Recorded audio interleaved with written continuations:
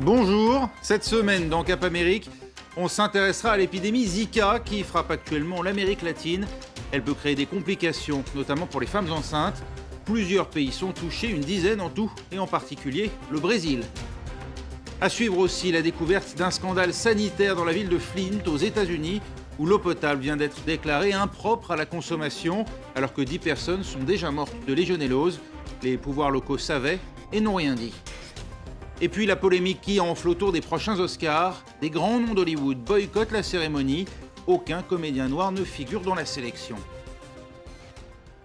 C'est une alerte à l'épidémie dans les départements français d'outre-mer, en Martinique et en Guyane. Le virus Zika vient de faire son apparition. Transmis par les moustiques, il frappe déjà plusieurs pays d'Amérique latine. Dans le plus touché, le Brésil, on rapporte entre 440 000 et 1 300 000 cas suspects. Autant dire que la fourchette est large, car les symptômes n'apparaissent pas toujours. Mais le risque pour les femmes enceintes, c'est de donner naissance à des nourrissons atteints de microcéphalie, des troubles neurologiques sévères. Des chercheurs sénégalais sont actuellement sur place au Brésil pour aider à lutter contre cette épidémie. Nicolas Rançon. Au Brésil, la lutte contre le virus Zika se déroule notamment ici, à l'université de Sao Paulo. Pour aider les scientifiques brésiliens, 5 chercheurs de l'Institut Pasteur de Dakar ont fait le déplacement.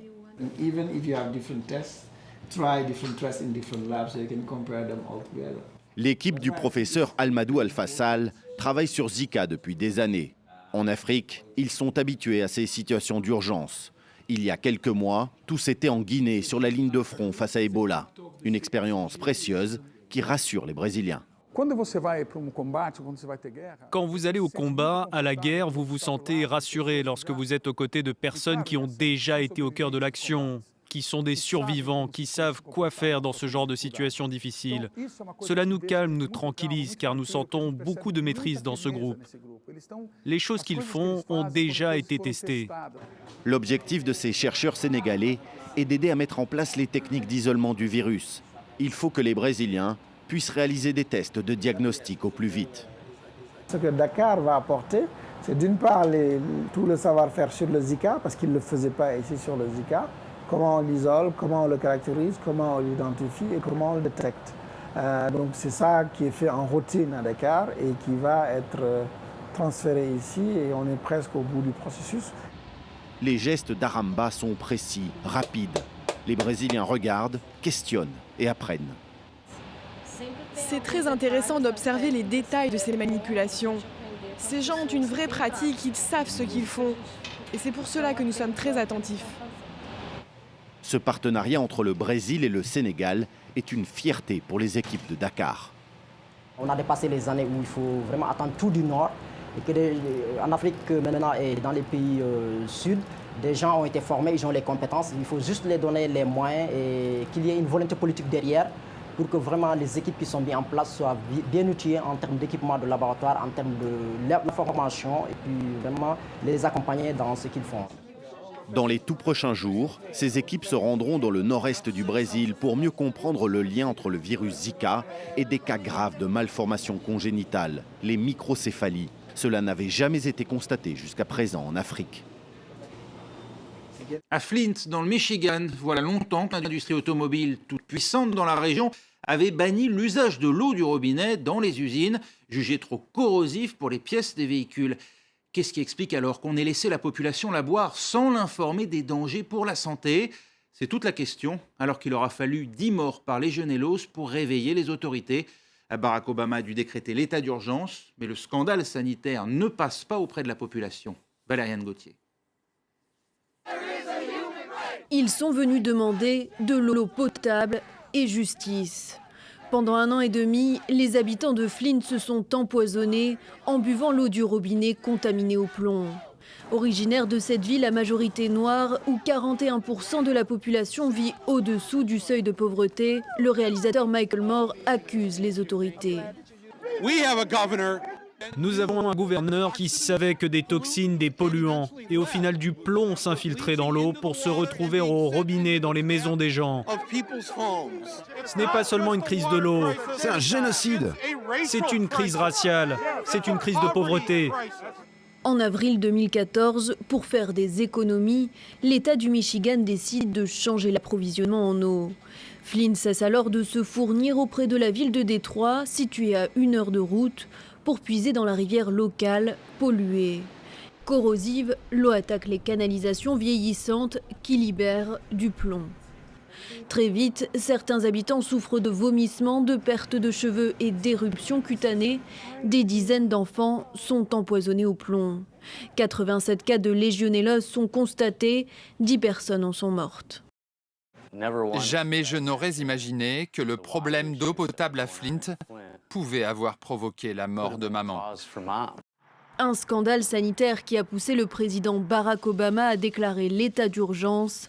La garde nationale est intervenue pour distribuer des bouteilles à la population. Le gouverneur, lui, s'est finalement excusé publiquement.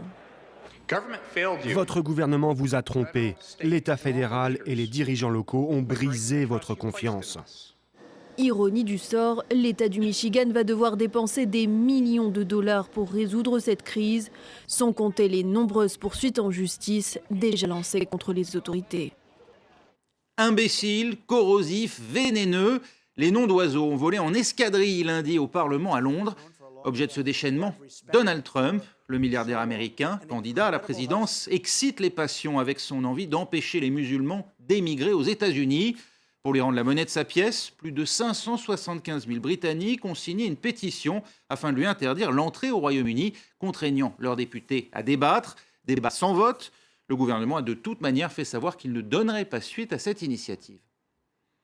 Et alors que la présence de l'islam est au cœur de la campagne pour la Maison-Blanche, on va voir l'exemple d'une ville, Hamtramck, située en banlieue de Détroit. Sa population est majoritairement musulmane, une exception aux États-Unis.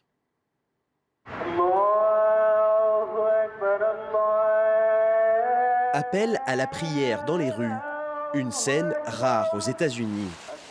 En 2004, un vote a fait de Hamtramck la première ville aux États-Unis à autoriser l'amplification de l'appel à la prière.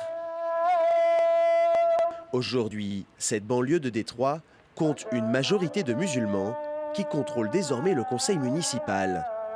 Le vendredi, la mosquée Al-Islah fait salle comble et des travaux d'agrandissement sont déjà prévus.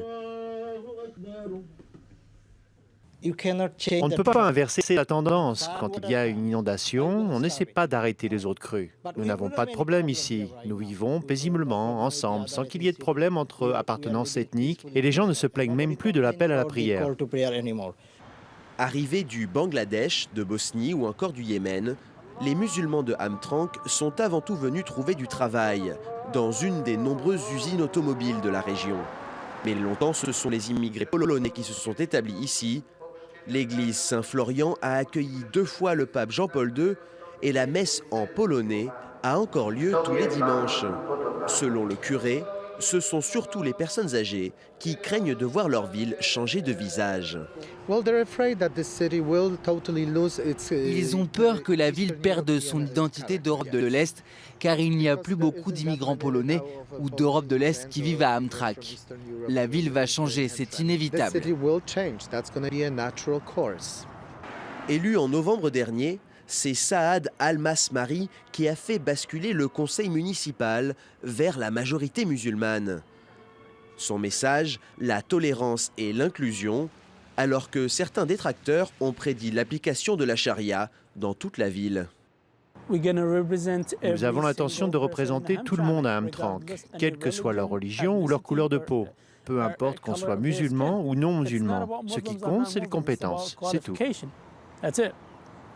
Au début du XXe siècle, les circonscriptions électorales avaient été redessinées pour diluer le vote des Polonais.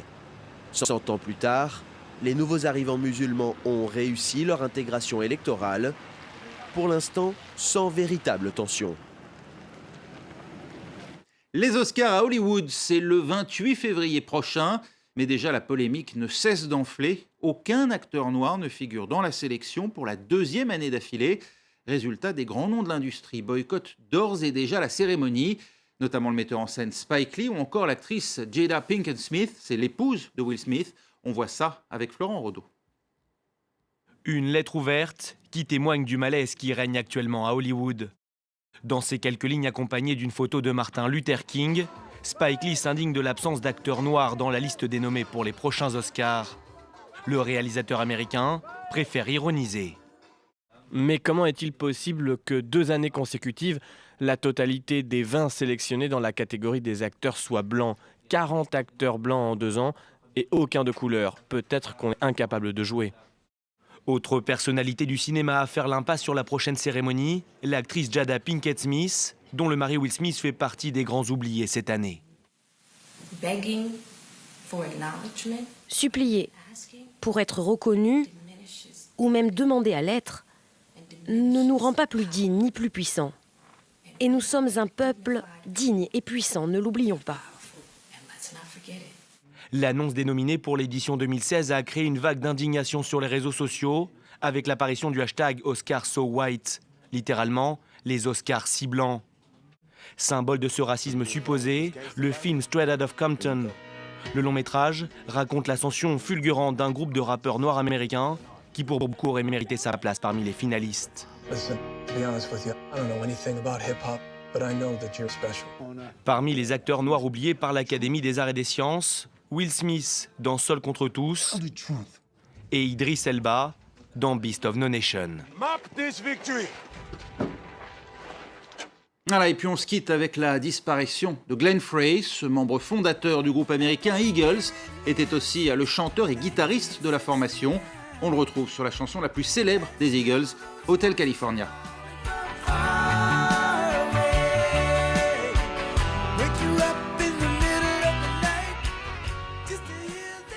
Voilà, et c'est la fin de ce numéro de Cap Amérique. On se retrouve la semaine prochaine. D'ici là, restez avec nous. L'info continue sur France 24.